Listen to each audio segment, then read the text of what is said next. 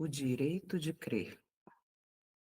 Você já parou para pensar que todos nós recebemos de Deus este direito e que nenhum ser humano na face da Terra pode ou está autorizado a cercear, limitar, restringir ou nos coagir para que creiamos de forma diferente da que nós cremos?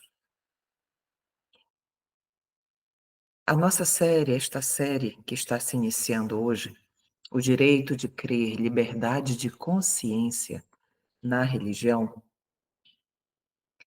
ela é uma série muito especial, porque ela vai nos ajudar a analisar de forma equilibrada os princípios da liberdade de consciência e que eles são perfeitamente aplicáveis não somente na religião, mas também na liberdade civil, no conceito de liberdade civil, que é o que nós vamos muito em breve estar vivenciando.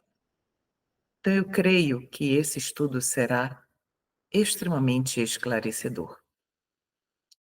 Mas antes de iniciarmos, eu gostaria de compartilhar com vocês um contexto histórico que não tem sido, não foi muito abordado entre nós, o povo que professa estar se preparando para o iminente encontro com Jesus Cristo, nosso Salvador. Quando a gente fala em Minneapolis, a Conferência de Minneapolis de 1888, geralmente nós não atentamos para as reais motivações por trás daquela rejeição tão feroz contra aqueles dois, na verdade, três pregadores: Elliot Waggoner, Alonso Jones e Ellen White. Os três foram rejeitados. E o Senhor Deus disse isso muito claramente para Ellen White. Nós temos registros a esse respeito. Mas o que estava na base daquela rejeição? A temática da justificação pela fé não foi a única mensagem que foi rejeitada.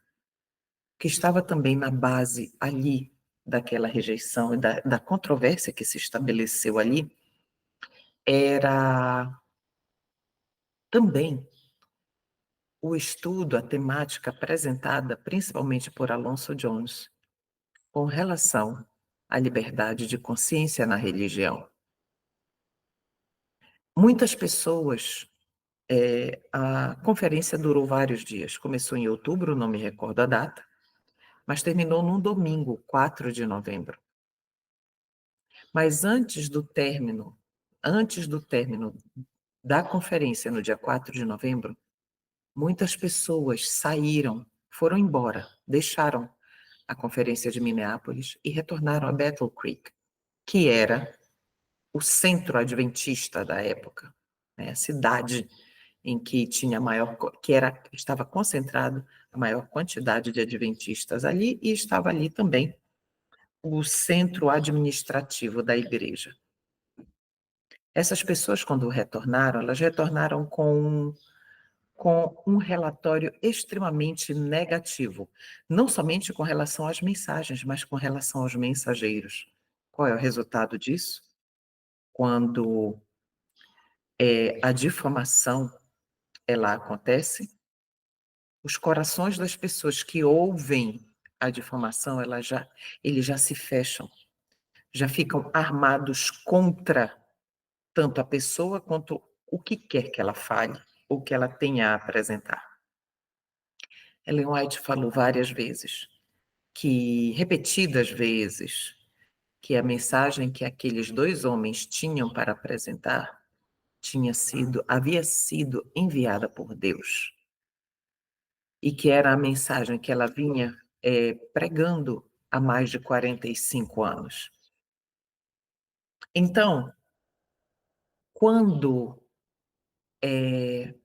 estes jovens pastores, eles voltam para Battle Creek, os púlpitos lhes foram negados. Não eram mais convidados.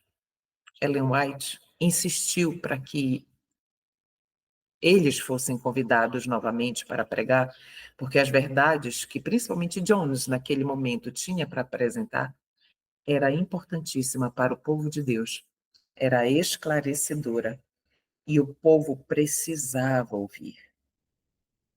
Alguns anciãos chegaram a visitar Ellen White em sua casa, quando ela foi chamada a pregar no tabernáculo, que era a igreja central, digamos assim, adventista na época.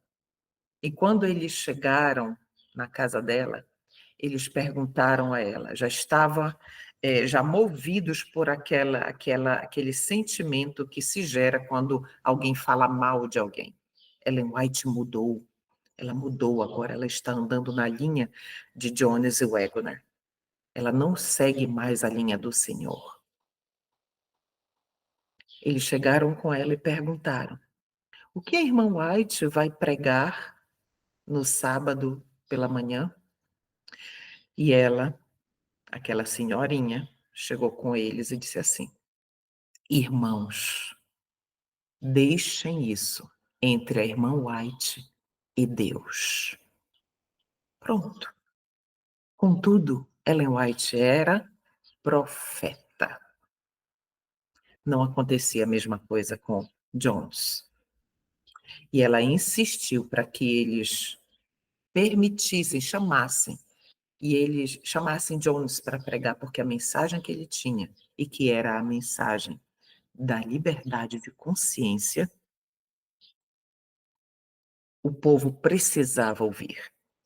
Que também era uma mensagem para preparar o povo para o que viria, juntamente com a mensagem da justiça de Cristo pela fé. Os anciãos chegaram e disseram para Ellen White assim, irmã White, nós precisamos conversar com o pastor Smith, Urias Smith.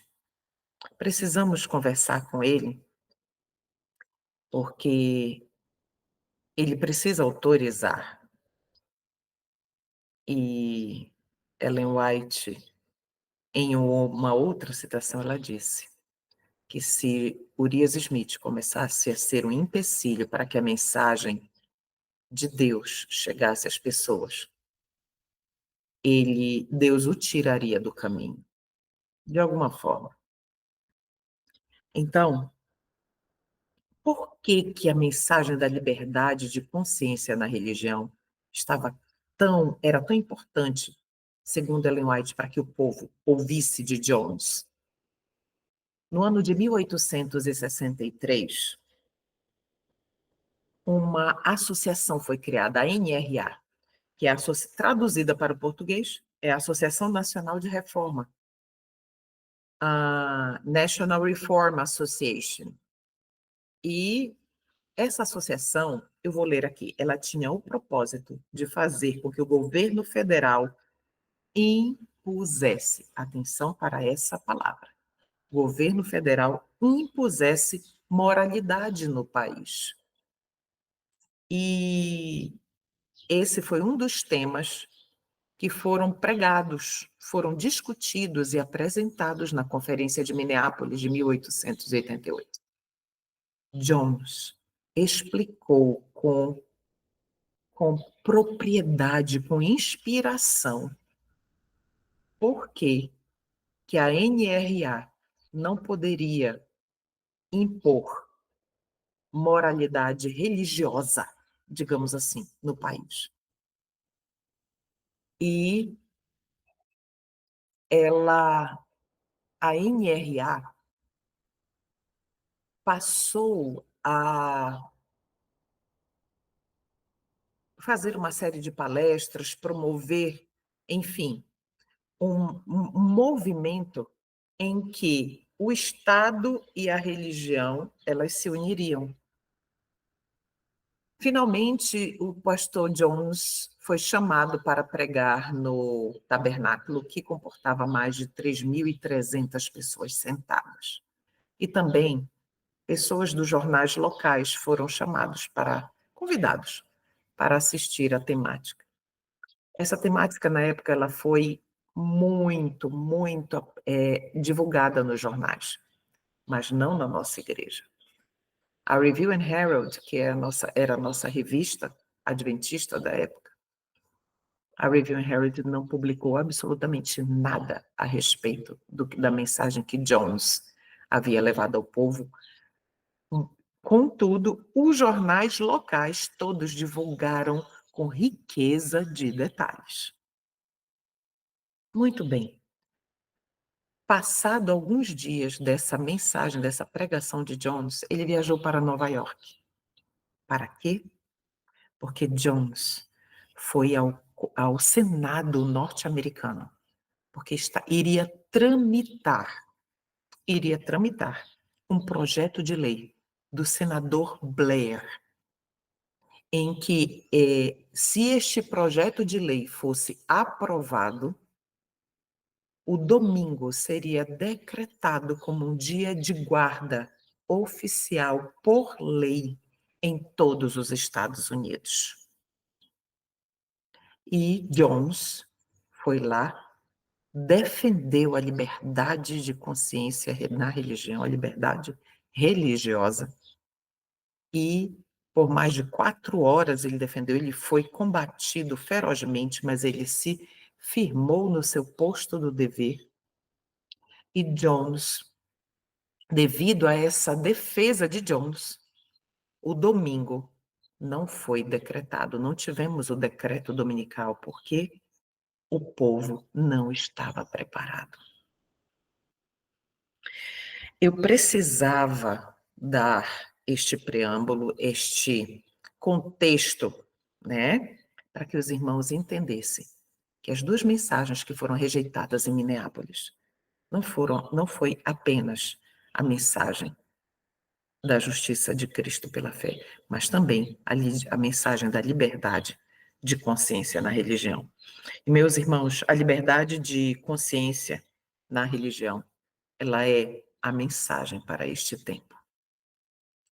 Nós estudaremos o livro de Alonso Jones, Liberdade de Consciência na Religião. Eu vou deixar na descrição o contato de como você adquirir com a editora Missionários.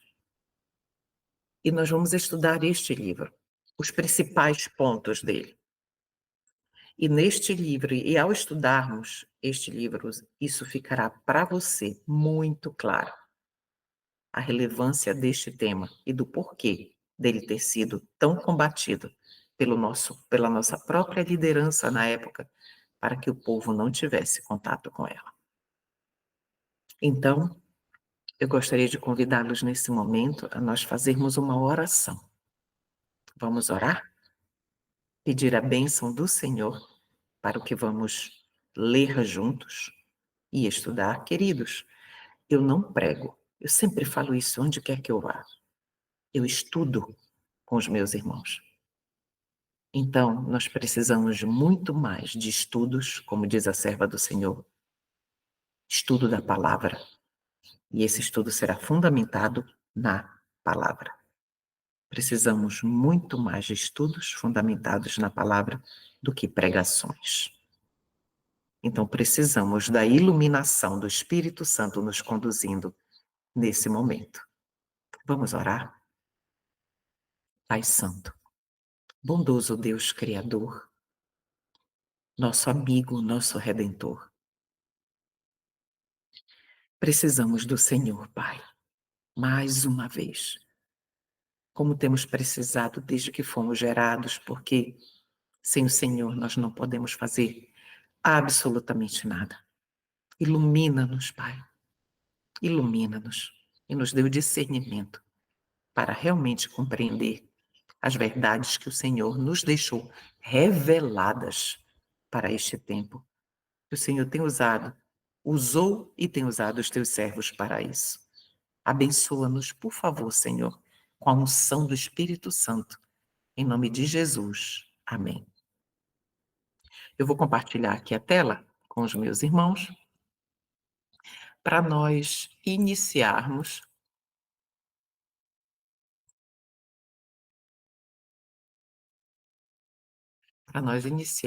o nosso estudo.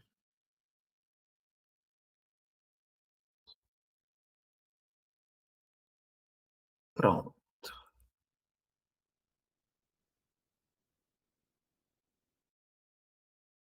Eu gosto muito desta imagem aqui, que a minha querida Daniele Espíndola preparou. O direito de crer, liberdade de consciência na religião. Meus irmãos, este aqui foi o preço pago pela nossa liberdade. O sacrifício de Cristo. Ele comprou de volta a nossa liberdade, porque nós perdemos esta liberdade com o pecado. E ele readquiriu a preço de sangue esta liberdade de consciência para nós. Então, liberdade religiosa, ela é uma dádiva. É uma dádiva do Senhor Deus para nós. Nós vamos entender melhor isso. Primeiro, nós vamos ver aqui uma definição de religião. O que é religião? Religião é o dever que temos para com o nosso Criador e a maneira que temos de cumprir esse dever. Isso aqui é religião. Tudo bem? E liberdade? O que é liberdade? Liberdade é o estado de estar livre do domínio de outros ou de circunstâncias restritivas. No campo da ética e da filosofia, liberdade é o poder de qualquer indivíduo racional de fazer suas escolhas e decidir sua conduta por si mesmo de forma espontânea e voluntária, de acordo com as suas razões individuais e os seus motivos individuais. Isso é liberdade. Livre do domínio de outros, livre de circunstâncias restritivas. Tudo bem?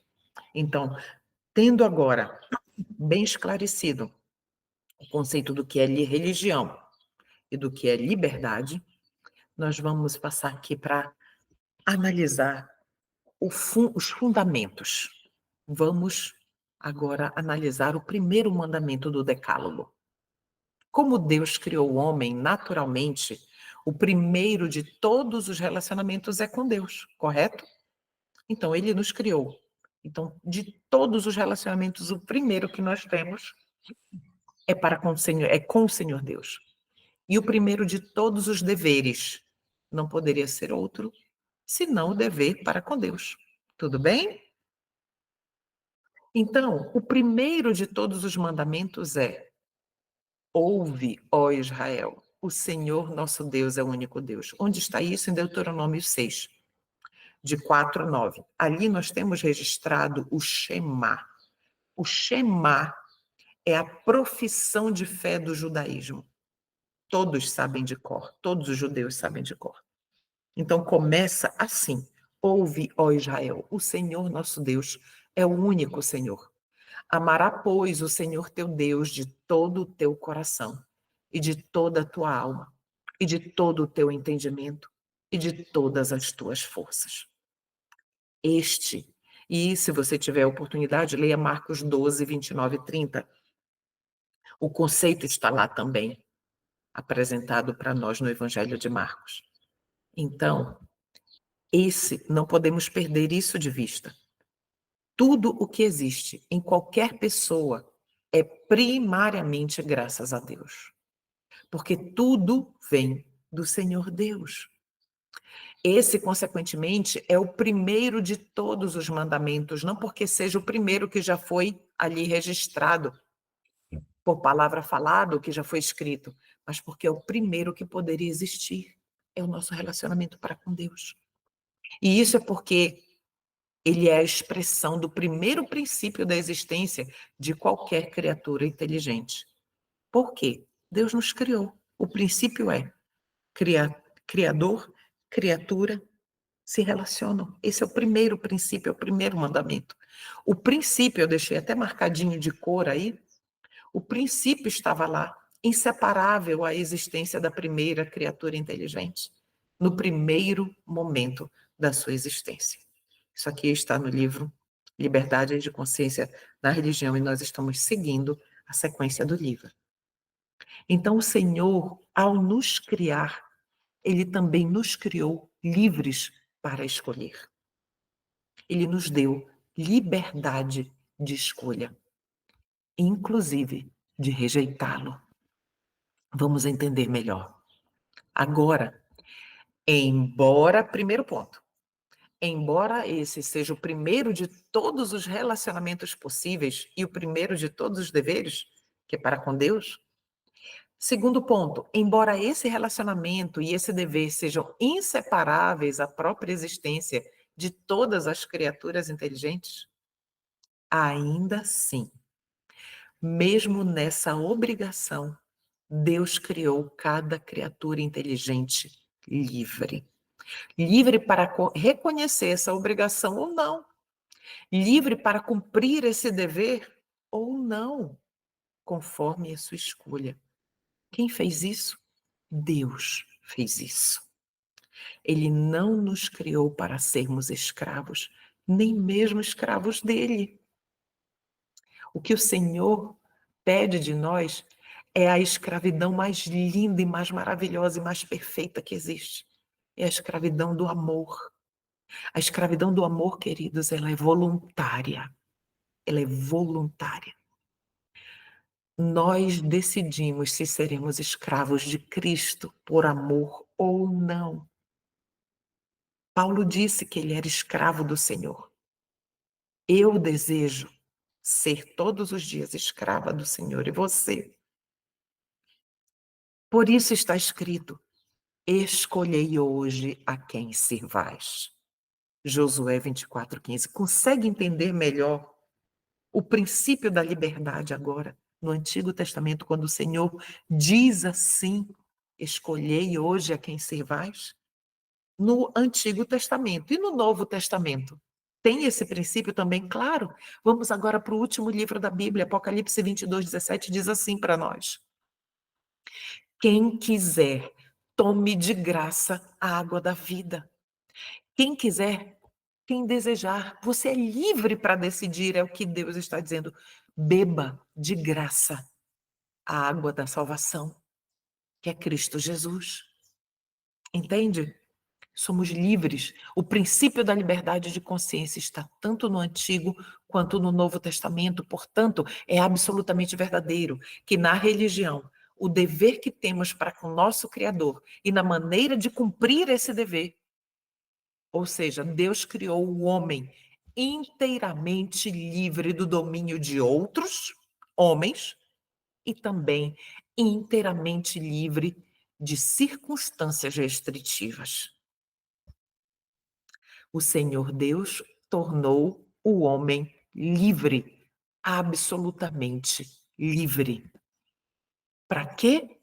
Para fazer sua escolha e decidir sua conduta por si mesmo, espontânea e voluntariamente. Assim, a liberdade religiosa é a dádiva de Deus, inseparável à dádiva da própria existência racional. Inseparável. Qualquer serviço que nós prestemos a Deus, ou qualquer outro tipo de serviço que não possa ser escolhido livremente por quem quer que o cumpra, não é considerado por Deus. Você entende como isso é sério? Entende? O Senhor Deus não reconhece um serviço de opressão como sendo um serviço prestado a Ele. Qualquer homem, qualquer instituição, qualquer grupo de pessoas que outorguem, que tomem a si mesmos, que nem Roma fez no cristianismo, Roma cristã, Roma papal. Ela se determinou, ela tomou para si a autoridade de impor, oprimir por meio de perseguição e morte e tortura seja ela física, moral, psicológica, emocional. Quando Roma fez isso, alegando que era um serviço para Deus, o Senhor Deus não aceita, porque esse não é o princípio do céu. Não pode haver dignidade nisso. Não pode haver nada de Deus nisso, em oprimir o outro, restringir a liberdade do outro. Qualquer serviço prestado a Deus que não seja escolhido livremente por aquela pessoa que presta este serviço não pode ser de Deus. Por quê? Porque Deus é amor. 1 João 4,16. Você está com a sua Bíblia aí? Pegue lá a sua Bíblia, por gentileza, em 1 João, vamos ler. 1 João 4, verso 16. 1 João 4,16 nos diz assim: e nós conhecemos, estou lendo na versão King James, e nós conhecemos e cremos no amor que Deus tem para nós. Deus é amor, e aquele que habita em amor, habita em Deus e Deus nele. Deus é amor. E amor e imposição, amor e força, amor e opressão nunca podem andar juntos. Impossível. Portanto, qualquer dever, qualquer obrigação, qualquer coisa oferecida ou prestada a Deus que não seja de livre escolha do indivíduo, não pode ser de Deus nem para Deus. Vocês estão percebendo que estamos repetindo a mesma coisa de maneiras diferentes? Isso se chama ênfase, reforço positivo.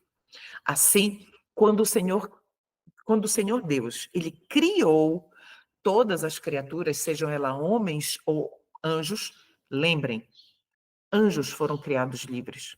Tanto prova, a prova disso é que 1/3 deles decidiu usar da sua liberdade de escolha para seguir o diabo. Tudo bem? Então, quando o Senhor Deus criou todas as criaturas, anjos ou homens, para que fossem livres no serviço a Deus e para que houvesse dignidade na prestação de serviço, desse serviço ou de adoração a Deus, ele as criou livre para escolher fazê-lo. A liberdade de escolher fazer isso também traz em si a liberdade de escolher não fazer isso. Então, quando o Senhor Deus diz assim a todas as criaturas, lá em Josué, escolhei hoje a quem sirvais, quando o Senhor Deus diz isso, cabe a cada criatura no universo decidir por si mesma, em sua própria liberdade, o que fará. Se vai escolher servir a Deus ou ao diabo, se servirá a Deus ou não. E quando nessa liberdade a pessoa faz uso incorreto de sua escolha e opta por não servir a Deus, então mesmo assim, e perceba, mesmo assim, Deus, sendo Deus, não a persegue, não a despreza e não a caça. Ele a procura, mas não para perseguir a pessoa, como é dito na parábola, lembra da parábola da ovelha que se perdeu sozinha na montanha? Ele vai ao encontro dela. E ele procura a ovelha para trazê-la de volta. De que forma? Oprimindo a ovelha? Perseguindo? Não. Ele a atrai, a busca em amor. Porque ele é a personificação, a concretização do amor. Então, observe essa verdade aqui. Quando Deus tornou cada criatura perfeitamente livre para escolher servi-lo e, ao mesmo tempo, livre para escolher não servi-lo, esse é o nosso Deus maravilhoso. Quando essa criatura exerce sua escolha de não servir a Deus, mesmo assim, o Senhor Deus ainda a ama, pois Deus é somente amor. Queridos, Deus inspirou Alonso Jones, a deixar essas verdades para nós. A única disposição que Deus tem em relação a essa criatura, a única disposição de Deus para com relação a essa criatura, seja a escolha que ela fizer, mesmo que seja não amá-lo, não servi-lo, não obedecê-lo, não adorá-lo, não segui-lo, a única disposição de Deus para com essa criatura é amá-la por todos os meios possíveis, conquistá-la para que ela ainda possa escolher amá-lo e servi-lo. Esse é o nosso Deus e isso é liberdade religiosa. O Senhor Deus é o autor da liberdade, que foi conquistada com seu próprio sangue de volta para nós. A disposição de Deus, que é apenas para amar, e não para condenar ou oprimir qualquer um de seus filhos que tenha feito um uso errado de sua liberdade de escolha e tenha escolhido não honrar a Deus, está plenamente expresso na proclamação e revelação que o Senhor Deus fez dele mesmo, do que ele é. Você lembra quando lá no monte, enquanto Moisés estava lá com Deus, o Senhor Deus prometeu fazer toda a bondade do Senhor, a bondade dele, passar diante de Moisés? Lembram disso? Nessa revelação de si mesmo, o Senhor passou diante de Moisés e proclamou o seguinte: o Senhor Deus, misericordioso e clemente, longânimo e grande em bondade e verdade, guardando misericórdia para milhares, perdoando a iniquidade, a transgressão e o pecado. Êxodo 34, 6 e 7. Vamos analisar isso, meus queridos, porque isso é o que o Senhor Deus é, não o que ele faz, como se ele pudesse fazer outra coisa diferente da que ele é. Ele é Deus e ele não pode deixar de ser Deus. E ele é amor, bondade, misericórdia. Nós precisamos, meus irmãos, estudar os atributos de Deus. Irmãos, muitos de nós não conhecemos o Senhor. Não conhecemos. Professamos conhecer, mas não o conhecemos. Precisamos meditar nos atributos de Deus. Quem é Deus? Deus é Cristo revelado a nós quando ele veio aqui na Terra. Cristo veio para nos revelar o caráter verdadeiro de Deus, que havia se perdido. Então vamos estudar os atributos de Deus agora, brevemente. De acordo com aquele verso de Êxodo que acabamos de ler, o que é então que Deus é? Primeiro, misericordioso. Cheio de misericórdia. O que é a misericórdia? A misericórdia é a disposição, a própria vida do coração de tratar as pessoas melhor do que elas merecem. Esse é o próprio Deus. E ele nunca trata, nem nunca tratará ninguém de qualquer outra forma que não seja melhor do que essa pessoa mereça, porque ele é misericordioso. Queridos, se você é uma mamãe que está aqui, ou um papai, e você ama o seu filhinho, com certeza a sua filhinha, tenha ele a idade que tiver, os meus já são adultos, mas ainda são meus filhinhos. Qual é a disposição do seu coração para com seu filho quando ele erra? Com a sua filha quando ela erra? Você não tem... Ele se fere, ele se entristece, mas a sua disposição não é de perdoar para restaurar? Sendo papais e mamães, nós temos um pálido vislumbre de quem é o nosso Abba Pai. O nosso Abba Pai, o nosso paizinho de amor. Entende? Então, misericórdia, ele não tem misericórdia, ele é misericórdia.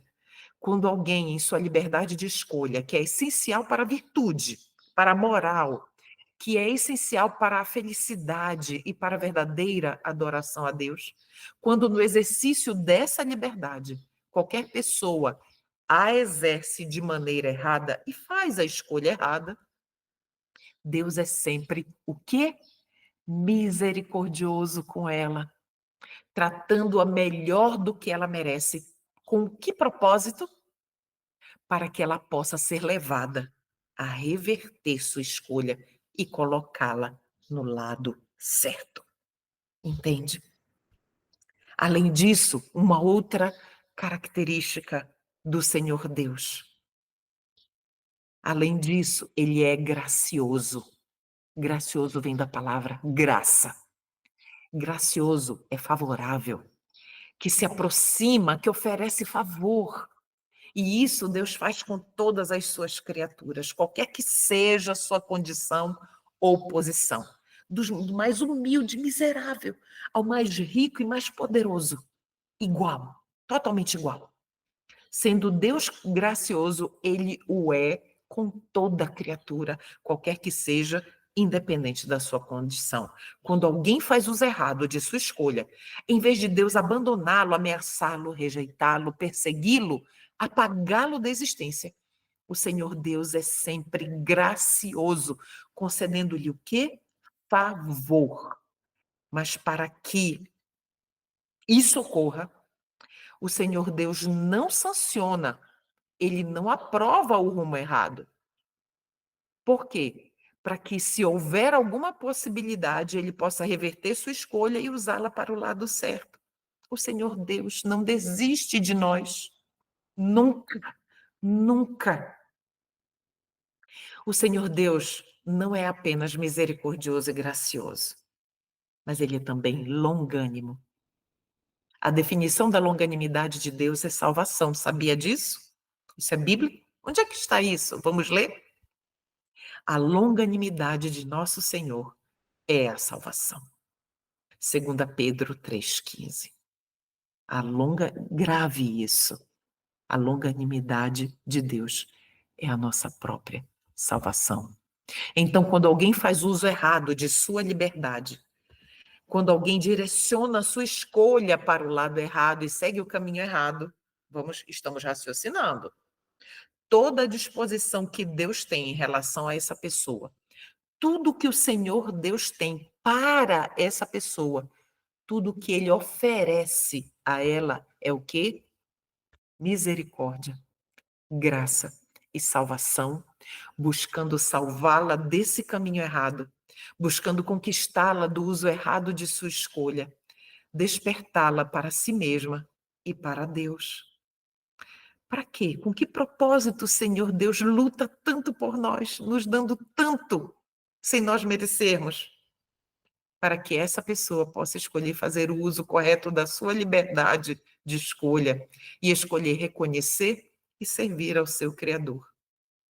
A pessoa, mesmo assim, ela está livre, livre para escolher.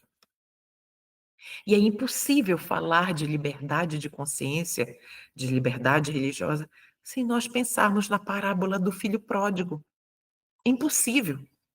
Agora sim, nós vamos entender claramente a aplicação dessa parábola dentro do princípio, unida ao princípio da liberdade de consciência na religião. Né? Nós vamos entender com clareza o que significa despertar a pessoa para si mesma. Despertá-la para si mesma e para Deus. Quando aquele rapaz, aquele filho, decidiu viver fora da casa de seu pai, longe dele, ele foi descendo, descendo, descendo, afundando, afundando, afundando, até chegar a um ponto de privação tão grande que ele gostaria de ter pegado aquelas sobras de comida dos porcos e extraído um pouco mais de alimento. Não, aqui está a sobra, eu quero só mais um pouquinho, depois dela ter sido abandonada pelos próprios porcos. Quando chegou a esse ponto, e observe o registro que está ali, como estão registradas as palavras de Jesus. Lucas 15:17 diz assim, o Senhor Jesus, ele caindo em si. Isso é importantíssimo. Aqui foi a virada de chave, caindo em si.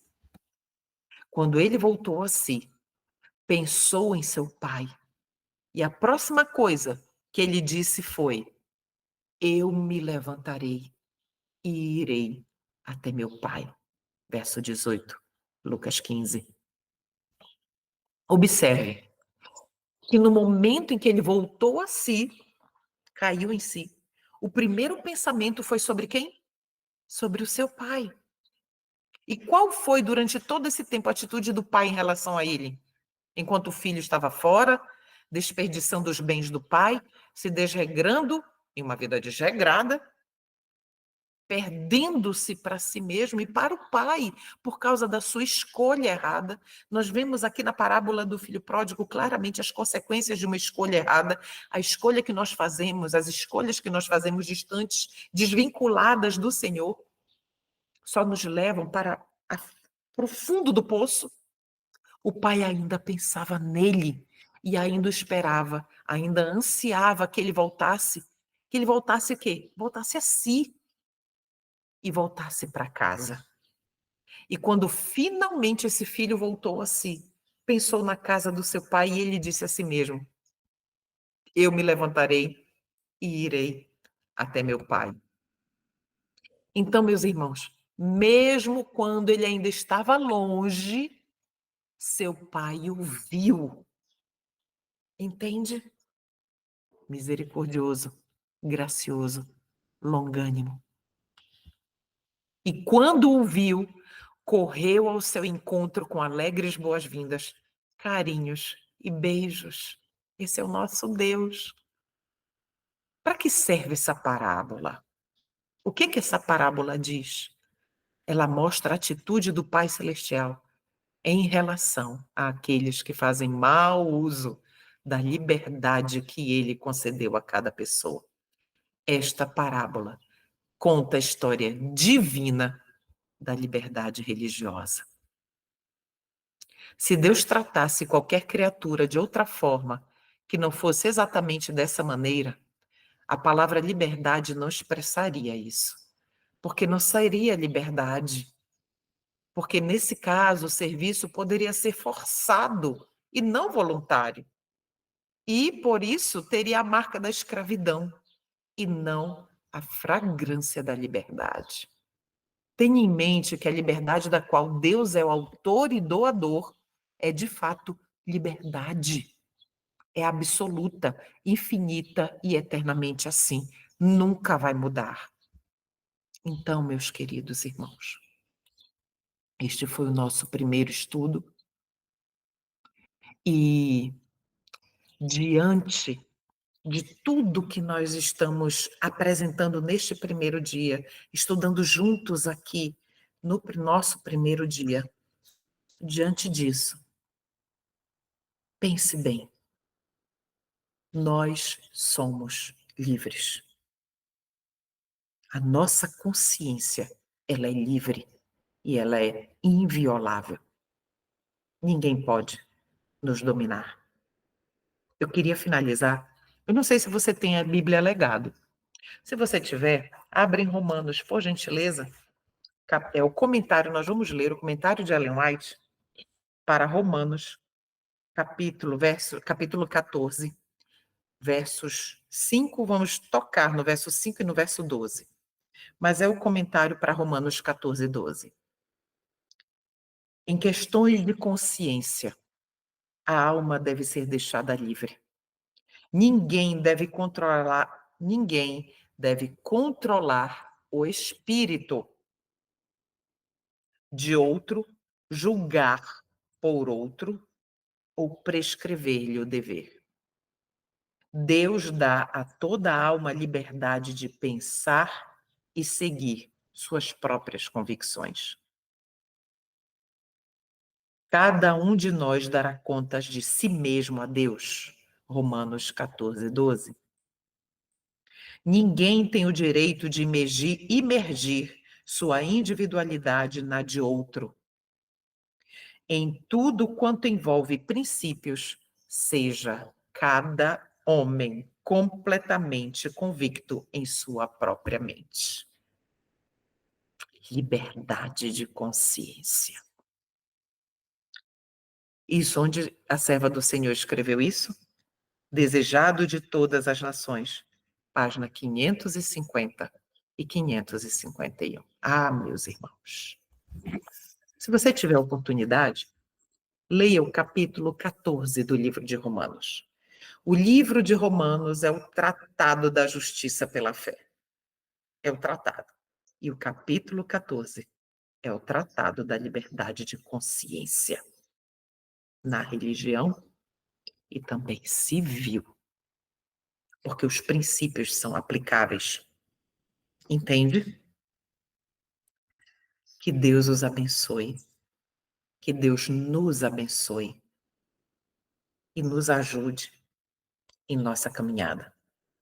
Até o próximo estudo, que eu tenho certeza que será uma bênção.